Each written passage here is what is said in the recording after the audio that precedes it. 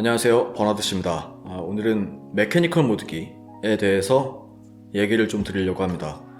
맥모드 써보고는 싶은데 몸의 법칙이니 뭐니 귀찮다, 머리 아프다 싶으신 분들은 이 영상이라도 보시기 바랍니다.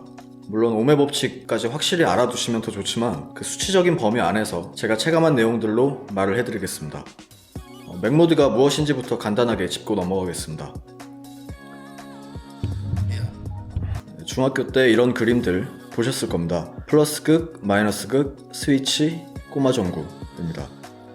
플러스 극에서 전기 에너지가 출발해서 전구라는 저항을 거치면서 방해를 받아서 빛 에너지로 바뀌고 다시 마이너스 극으로 들어가죠. 맥모드도 똑같다고 생각하시면 됩니다. 꼬마 전구를 자세히 보시면 모양도 비슷하죠. 우리는 이런 비슷한 거에다가 솜 끼우고 액상 적셔가지고 빨고 있는 겁니다. 가변기기들은 이 스위치 부분에다가 칩셋을 설치한 거고요. 그 칩셋 안에는 전기 흐름 조절하는 기능과 위험할 때 자동으로 멈춰주는 기능이 들어있는 겁니다. 맥모드는 그냥 뗐다 붙였다 하는 스위치만 있는 거고요. 대충 아시겠죠? 자, 그럼 맥모드 쓸 때 어떤 걸 신경 써야 되는지 얘기를 해보겠습니다. 아까 보셨던 그림에서 전구가 없이 바로 연결돼 버리면 어떻게 될까요? 플러스 극과 마이너스 극을 직접 연결해 버리면 그 상태를 쇼트, 단락, 합선이라고 표현을 합니다. 저항이 사라지게 되면 저항값이 0이 되면 전류값이 폭등하게 되고 배터리에 엄청나게 부담이 시작됩니다. 이 부분에 대한 강의 영상이 이쪽 위에 5분짜리가 있습니다. 한번 보시면 좋고요. 그렇다면 쇼트가 됐을 때 어떻게 되는지는 영상을 하나 보여드리겠습니다. 근데 그 전에 아셔야 될 게 있는데요. 우리가 쓰는 배터리를 보시면요, 플러스 극과 마이너스 극이 있고 수축 튜브로 쌓여 있죠. 이 튜브를 벗기면 몸통 전체가 마이너스 극이 됩니다. 이 위에 플러스만 빼고 다 마이너스. 그래서 지금 보실 영상은 플러스 극과 마이너스 극을 직접 연결해버리는 영상입니다.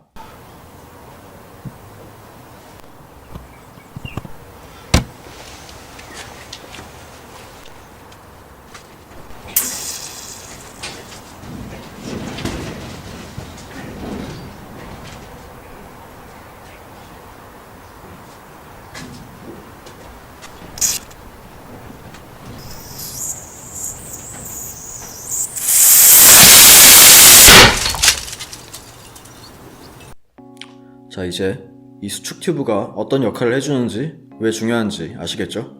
이렇게 수축 튜브가 손상된 경우 말고도 또 쇼트가 나온 경우가 몇 가지가 있습니다. 바로 무화기의 똥꼬핀이 지나치게 짧을 경우입니다. 똥꼬핀이 짧으면 나사산 쪽과 그 가운데 있는 핀이 직접 이어지게 되니까, 플러스 극에서 만나게 되니까 플러스 극과 마이너스 극이 저항 없이 연결되는 거죠. 그리고 똥꼬핀이 멀쩡하더라도 반대로 배터리에 플러스 극이 움푹 파여 있다면 똑같은 일이 벌어지겠죠. 그리고 무화기 빌드 하다가 코일이 무화기 캡이나 챔버 같은 곳에 닿았을 때 가변기기에서 리빌드를 마치고 나서 맥모드에 옮겨서 쓰라고 그렇게 말한 이유가 이거였습니다. 가변기는 쇼트 나는지 안 났는지 화면으로 보여주니까요. 자, 이제 정리를 해보겠습니다. 폭발은 쇼트 때문이고, 쇼트를 방지하기 위해서 신경 쓸 부분들은 첫 번째, 배터리 수축 튜브 찢어진 곳 없는지 체크. 두 번째, 똥꼬핀이 적당히 튀어나와 있는지 체크.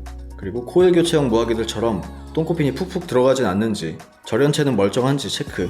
세 번째, 배터리 플러스 극이 움푹 패여있지 않은지 체크. 네 번째, 코일 빌드를 제대로 했는지 체크. 다 체크하셨으면 이제 사용하기 전에 마지막으로 한 가지만 신경 쓰시면 됩니다. 체결 순서입니다. 반드시 배터리보다 무화기를 먼저 체결하시고 그 다음에 배터리를 넣고 닫으시기 바랍니다.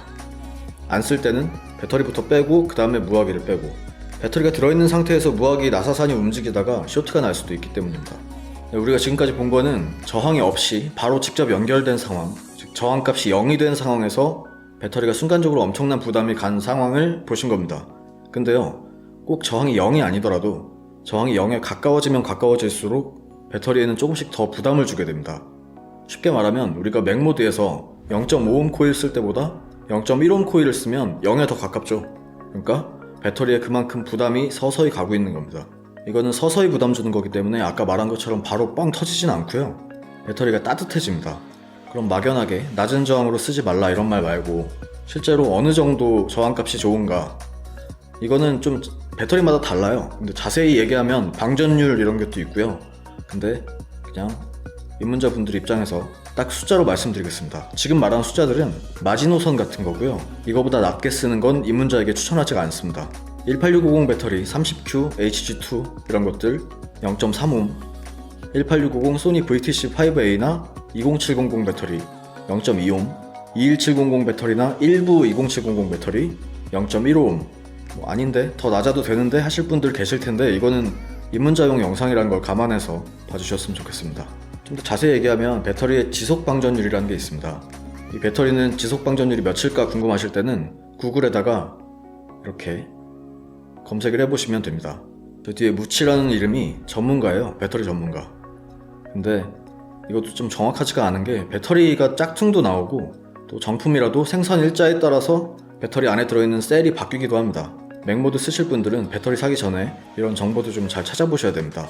하여튼 입문자분들이 쓰실 때는 아까 말했던 옴값들 있죠? 그 정도 선에서 써보시면서 배터리가 따뜻해지는 느낌이 어떤 건지 먼저 느껴보시는 게 좋을 것 같습니다. 그리고 저는 더 낮은 저항도 많이 써보긴 했는데요. 맛이 많이 뭉개지기도 하고 그 입에 차오르는 무화가 부담스럽기도 하고 또 배터리 소모가 워낙 빨리 돼서 웬만하면 저 숫자들 밑으로는 별로 좋아하지 않습니다. 네, 오늘 영상은 여기까지고요. 입문자분들이 좀 이해하기 쉽도록 좀 요약해서 전달을 하다 보니까 생략된 부분이 많이 있습니다. 우선 중요하다고 생각된 부분들만 먼저 영상을 만든 거고요.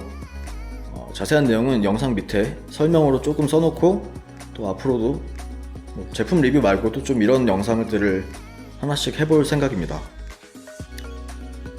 더 궁금한 내용 있으시면 댓글 달아주시면 제가 답글을 달겠습니다. 항상 안전하게 베이핑 취미생활 즐기시기 바랍니다. 누구 하나 사고 나면 다같이 취미생활에 제약이 생길 수 있습니다. 지금까지 버나드 씨였습니다. 안녕.